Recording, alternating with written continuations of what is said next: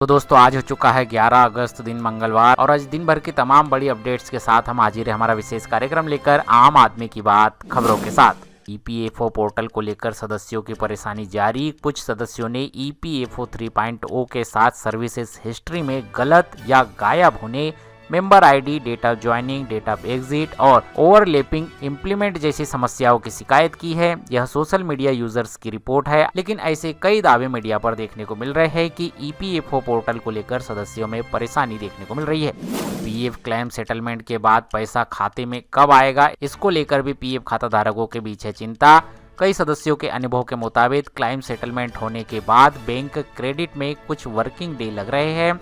इसे आप अपने व्यक्तिगत अनुभव के रूप में बताइए कि ईपीएफओ का नया सार्वभौमिक और नया ईपीएफओ का 3.0 वर्जन आपको कैसा लग रहा है। ईपीएस 95 पेंशनर्स के लिए सीपीपीएस महत्वपूर्ण। ईपीएफओ की जानकारी के अनुसार सेंट्रलाइज्ड पेंशन पेमेंट सिस्टम के जरिए ईपीएस पेंशन पेमेंट किए जा रहे हैं। ईपीएफओ की 2025 न्यूज़लेटर में पेंशन डिस्ट्रीब्यूटर और पेंशनर्स के लिए door step digital life certificate services से जुड़ी जानकारी भी दी गई है। यूपीआई को लेकर बड़ी बहस, क्या आम लोगों से चार्ज लिए जाएंगे। यूपीआई में एमडीआर को लेकर हाल ही में चर्चा हुई है। सोशल मीडिया रिपोर्ट में 2000 रुपए से ऊपर के ट्रांजैक्शन पर चार्ज की बातें चल रही है, लेकिन इसे कंफर्म कंज्यूमर चार्ज बताने से पहले ऑफिशियल नोटिफिकेशन देखना भी जरूरी होगा। वित्त मंत्रालय ने आम लोगों पर चार्ज न लगाने की बात कही थी। पेन आधार को लेकर फर्जी खबरें से रहे सावधान। पुरानी डेडलाइन को 2026 की नई डेडलाइन बताकर वायरल करने वाली खबरों से बचे। Official income tax UIDAI updates को प्राथमिकता दे। संसद में आज फिर हुआ हंगामा, कार्यवाही कई बार हुई स्थगित। लोकसभा और राज्यसभा में हंगामा के कारण कार्यवाही कई बार स्थगित करने की खबरें आई सामने। छात्रों पर पुलिस कार्यवाही को लेकर राजनीति फिर से हुई गर्म। राहुल गांधी और खड़गे की ओर से छात्रों पर कार्यवाही को लेकर सवाल उठाए गए। यह प्रमुख राजनीतिक आरोप बयान के रूप में दर्ज किए गए। बिहार पुलिस की कार्यवाही पर कांग्रेस का हमला। कांग्रेस ने छात्र पर कथित पुलिस बर्बरता के सबूत पेश करने का दावा किया। राहुल गांधी ने छात्रों पर बल प्रयोग करने को लेकर निंदा जताई। झारखंड से संबंधित छात्रों पर बल प्रयोग के मुद्दे पर राहुल गांधी ने प्रतिक्रिया दी और कहा कि छात्रों पर बल प्रयोग करना निंदनीय है। जेपी नड्डा का राहुल गांधी पर निशाना। जेपी नड्डा ने राहुल गांधी पर निशाना साधते हुए छात्रों को भ्रमित करने का आरोप लगाया। मायावती की जेनजी से अपील। मायावती ने जेनजी से सत्ता और विपक्ष के राजनीतिक षड्यंत्र से दूर रहने की अपील की। यह उनके बयान पर आधारित खबर है। केशव प्रसाद मौर्य का बड़ा दावा। केशव प्रसाद मौर्य ने उत्तर प्रदेश में तीसरी बार बीजेपी सरकार बनने का दावा पेश किया। एमपी में यूसीसी यानी कि यूनिफॉर्म सिविल कोड को लेकर राज्यपाल ने कानूनी राय मांगी। एमपी में कैबिनेट यूसीसी को पहले ही दे चुके हैं मंजूरी। यूपी बिहार से दिल्ली तक भारी बारिश का अलर्ट।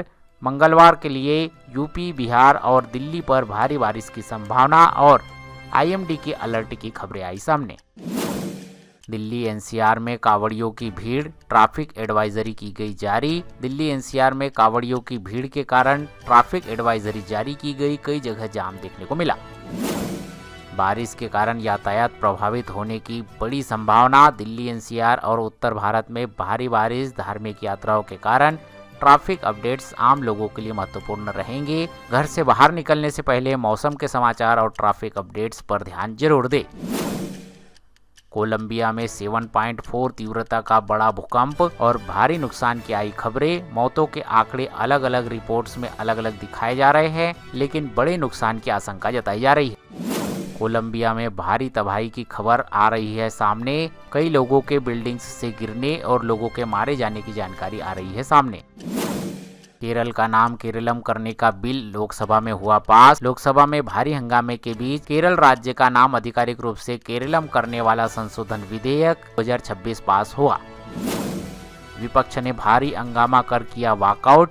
राज्यसभा में विपक्ष के नेता मल्लिकार्जुन खड़गे को बोलने की अनुमति न मिलने पर इंडिया गठबंधन के सांसदों ने सदन से वॉकआउट किया। नेशनल ट्रिब्यूनल कमीशन का हुआ गठन। राज्यसभा ने ट्रिब्यूनल रिफॉर्म बिल 2026 को हरी झंडी दे दी है। इसके तहत ट्रिब्यूनल्स के अध्यक्ष और सदस्यों के चयन के लिए पारदर्शी व्यवस्था वाला राष्ट्रीय ट्रिब्यूनल आयोग गठित होगा। झारखंड में लाठीचार्ज पर सियासत और कई स्थानों पर कार्रवाई हुई। प्रभावित छात्रों पर हुए लाठीचार्ज और विरोध में झारखंड भाजपा और छात्र संगठनों ने राष्ट्रव्यापी विरोध दर्ज कराया। एबीवीपी कार्यकर्ताओं के मार्च के दौरान कई कार्यकर्ताओं को हिरासत में लिया गया। तमिलनाडु विधानसभा में नीट रद्द करने का प्रस्ताव। तमिलनाडु विधानसभा में सर्वसम्मति ने नीट परीक्षा रद्द करने और 12वीं के अंकों के आधार पर मेडिकल एडमिशन देने का प्रस्ताव रखा है। ब्रजभूषण शरण सिंह को मिली बड़ी राहत। दिल्ली कोर्ट ने महिला पहलवानों के यौन उत्पीड़न मामले में पूर्व WFI अध्यक्ष और बीजेपी नेता ब्रजभूषण शरण सिंह को बरी कर दिया है। कोर्ट ने कहा कि अभियोजन पक्ष के दावों में विरोधाभास था। गौतम अडानी पर भी अमेरिका से राहत की आई खबर। अमेरिकी अदालत ने उद्योगपति गौतम अडानी के खिलाफ लगे आपराधिक आरोप को खारिज कर दिया है। इलाहाबाद हाई कोर्ट का सख्त आदेश। आगरा की 2 बहनों को इस्लाम धर्म अपनाने के कारण उनके पिता द्वारा घर में कैद करने के मामले को लेकर अदालत ने गैर कानूनी करार देते हुए बहनों को तुरंत रिहा करने का आदेश दिया है। व्हाट्सएप स्कैम और कॉल्स पर ट्राई का शिकंजा। ट्राई और टेलीकॉम कंपनियों के बड़े निर्देशों के बाद व्हाट्सएप पर फर्जी इंटरनेशनल नंबरों से आने वाले कॉल्स और जॉब स्कैम मैसेज को रोकने के लिए AI आधारित ऑटो ब्लॉक सिस्टम लागू किया जाएगा। रेलवे तत्काल टिकट में बड़ा बदलाव। IRCTC ने तत्काल टिकट बुकिंग के दौरान होने वाली धोखाधड़ी और बॉट सॉफ्टवेयर को रोकने के लिए आधार लिंक बायोमेट्रिक वेरिफिकेशन का ट्रायल बढ़ाया। NDA नेताओं की संसद में बैठक। PM मोदी, अमित शाह और NDA के अन्य नेताओं की संसदीय दल की बैठक से जुड़ी गतिविधियां आज चर्चा में रही। साइबर अपराध पर सुप्रीम कोर्ट हुआ सख्त। सुप्रीम कोर्ट ने केंद्र से साइबर अपराध और डिजिटल नुकसान से निपटने के लिए प्रभावी व्यवस्था पर विचार करने को कहा। बढ़ते ऑनलाइन फ्रॉड के बीच यह महत्वपूर्ण खबर निकल कर आई।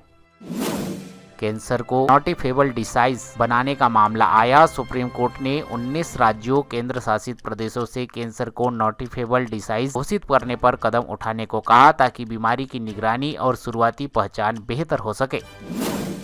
वाहन चोरी के आंकड़े रहे चर्चा में। एक ताजा रिपोर्ट के अनुसार दिल्ली में वाहन चोरी के मामले सबसे ज्यादा दर्ज किए गए। इसके बाद बिहार और महाराष्ट्र का स्थान आया।